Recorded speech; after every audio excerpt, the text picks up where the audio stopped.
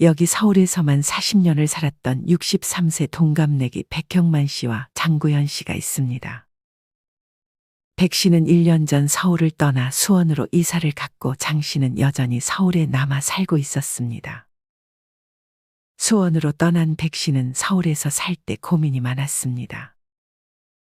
가장 큰 이유는 서울의 비싼 아파트를 살며 아직도 대출금을 다 갚지 못했다는 것이었습니다. 백 씨는 10억 원의 아파트에 살며 꾸역꾸역 대출금을 갚고 있었지만 이제 은퇴를 해서 대출금을 갚고 나면 생활비가 너무 빠듯해졌습니다. 게다가 아파트 10억 원이 재산으로 잡혀 매년 재산세를 내야 했고 건강보험료 또한 무시할 수 없었습니다. 무엇보다 점점 서울이 답답해지고 도시가 부담스러워지기 시작했습니다. 백 씨는 집을 줄이는 다운사이징을 고민하지 않을 수 없었습니다. 백 씨는 고향으로 내려갈까도 생각했지만 시골에서 살 자신이 없었습니다. 시골은 딱 한 달 정도만 좋을 것이고 그 이후에는 병원도 멀고 마트도 멀고 벌레들 때문에 별로 좋은 선택이 되진 않을 것이라 생각했습니다. 백 씨는 서울에서 크게 벗어나고 싶지는 않았습니다. 백 씨는 교통과 병원 인프라가 잘 갖춰져 있고 서울 진입이 수월한 경기도권으로 이사를 결정했습니다.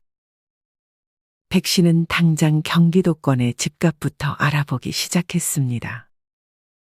찾아보니 경기권은 5억, 인천은 집값이 4억 초반 정도였습니다. 뉴스를 보니 서울을 떠난 사람이 126만 명이 됐는데 이들 대부분은 치솟는 집값에 비교적 주거 비용이 저렴한 경기도와 인천으로 이동했다는 내용이 나와 있었습니다. 많은 사람들이 백 씨처럼 주거비 부담으로 이미 서울을 떠나고 있었습니다. 백 씨는 지금 사는 집을 팔아 남은 대출금을 마저 갚고 4억 원 정도의 빌라로 이사를 가면 그래도 자기가 쓸 수 있는 금액이 3에서 4억 정도 됐습니다.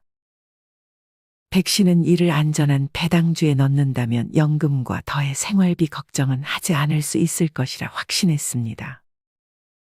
반면 장 씨는 그냥 서울에 남아있기를 선택했습니다. 장 씨도 은퇴한 후 아파트를 팔지 고민했지만 집값이 계속 상승하는 것을 보고 그냥 보유하기로 결정했습니다. 장 씨는 재산이 서울 아파트 한 채가 전부였습니다. 장 씨가 보유한 아파트의 가격은 12억 원이었습니다. 장 씨는 현금 흐름이 워낙 빠듯해 집을 팔까 싶었지만 주변에서는 그런 장 씨를 말렸습니다. 주변 지인들은 아파트는 그냥 놔두고 장 씨에게 재취업을 하라고 조언했습니다. 하지만 서울에서 재취업에 성공하기는 여간 어려운 것이 아니었습니다.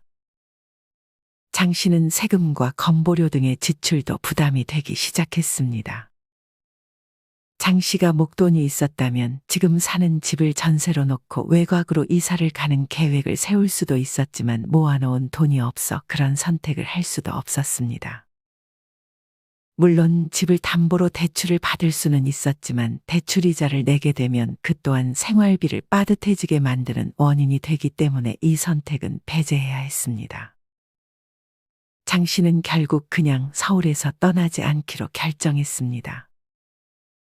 대신 생활비를 극도로 절감하려고 노력했습니다. 마트에서 제일 싼 식재료만 찾았고 외식은 사치였습니다.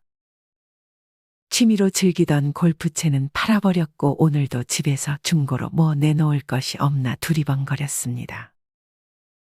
이런 장 씨처럼 은퇴한 50대, 60대 분들 중에는 돈이 없어도 서울 아파트는 팔지 않는 분들이 있습니다. 이들은 건강수명이 100세라는데 앞으로 돈 들어갈 일이 많을 거라면서 몇 년을 살지 모르니 서울 아파트를 팔 수 없다고 말합니다. 하지만 장 씨와 달리 백 씨는 과감하게 경기도권으로 이사를 결정하고 이후 어느 지역에서 살지 알아보기 시작했습니다. 백 씨는 수원으로 이사 가길 선택했습니다. 백 씨가 수원을 선택한 이유는 기차역과 전철역이 가깝고 대학병원, 공원, 마트, 편의점 등 사방팔방 없는 게 없었기 때문이었습니다. 백 씨가 선택한 빌라 주변에 웬만한 건 걸어서 5분에서 10분 거리 안에 다 있었습니다. 시골 귀촌은 엄두가 안 났던 백 씨는 이제 60대 중반으로 접어드니 몸 편한 곳이 최고라고 생각했습니다.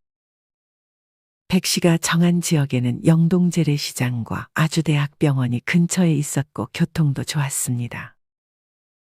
백 씨는 그렇게 수원에 정착했습니다. 백 씨는 서울에서 수원으로 오고 나서야 서울에 살 필요가 없다는 것을 깨달았습니다. 백 씨는 수원이 정말 마음에 들었습니다. 살아보니 지하철 없는 곳이 거의 없고 백화점 및 시장도 많고 크고 작은 종합병원도 점점 더 많아졌습니다. 게다가 백 씨가 가장 마음에 들었던 것은 큰 호수공원들이 많다는 것이었습니다. 수원이 호수가 많아서 수원이라는 것도 이번에 처음 알았습니다. 백 씨는 바다가 보고 싶으면 크게 어렵지 않게 바다를 보러 갈 수도 있었습니다. 게다가 인접해 있는 화성시로 가면 직업을 구하기도 쉬웠고 광교산, 도드람산, 청계산, 관악산, 용문산 등 백 씨가 좋아하는 산들도 많이 있었습니다. 또한 자전거 도로도 많아 사이클을 탈 수도 있었습니다. 경기도 곳곳에 하나로마트가 있어 싱싱한 채소들을 구해다 먹을 수 있는 것도 백 씨는 마음에 들었습니다. 이렇게 백 씨처럼 서울을 벗어나 다른 지역으로 이사를 가는 사람들이 많아지고 있습니다. 67세 김만성 씨는 서울 노원구에 살다 포천 광릉의 수목원 근처에 전원주택을 지어 이사를 갔습니다. 김 씨는 텃밭을 가꾸며 살고 있습니다. 수도권이지만 공기 좋고 직접 농사를 지어 먹으니 건강도 좋아지고 생선과 고기만 사면 되니 생활비도 절약된다며 크게 만족했습니다. 김 씨는 손자, 손녀들도 정말 좋아한다며 진작 이사를 왔으면 더 좋았을 걸 하고 후회했습니다. 서울에 살 때는 아파트 층간소음에 시달리며 스트레스 때문에 고생이 많았지만 이렇게 경기도로 이사를 오니 불면증이 다 나았다고 합니다. 서울에 살다 남양주로 이사간 강순영 씨도 크게 만족했습니다. 강 씨는 남양주 호평동으로 이사를 갔습니다. 이곳은 전원과 도시의 장점 두 가지를 누릴 수 있는 곳이었습니다. 산으로 둘러싸여 있어 풍광, 경치가 좋고 산책로가 매우 마음에 든다고 강 씨는 말했습니다. 또한 평내호평역 주변엔 병원, 이마트, 상점 등 없는 것이 없었고 GTX와 공공의료원이 호평동에 예정되어 있다며 교통과 병원에 대해서도 만족했습니다. 강 씨는 경춘선으로 대성리, 청평에 금방 가서 강변 걷기를 즐겼고 철마산으로 가서 등산도 즐겼습니다. 또한 많은 분들이 제천시로 이사를 가는 선택도 했습니다. 65세 정상영 씨는 서울을 떠나 제천시로 이사를 가 아주 만족스러운 하루하루를 보내고 있습니다. 서울역에서 1시간 30분, 청량리역에서 1시간, 서울 동북권에서 자동차로 1시간에서 1시간 40분대면 갈 수 있을 만큼 서울과 그리 멀지도 않았고 인프라도 매우 좋았습니다. 제천시는 대한민국 동서남북 여행 다니기에도 아주 편리하고 청주공항이 1시간대로 갈 수 있어 일본이나 동남아 여행도 다닐 수 있었습니다. 무엇보다 정 씨가 마음에 들었던 것은 물가가 싸고 문화체육시설로 저렴하게 이용할 수 있는 곳이 많다는 점이었습니다. 정 씨는 주변 지인들에게도 제천을 강력 추천하며 살기 좋고 인심 좋고 땅값 저렴하다며 얼른 이사를 오라고 설득했습니다. 정 씨는 그 중에서도 신월동에 살고 있었는데 이곳은 장수마을로 평균 90세의 노인들도 많이 살고 있었습니다.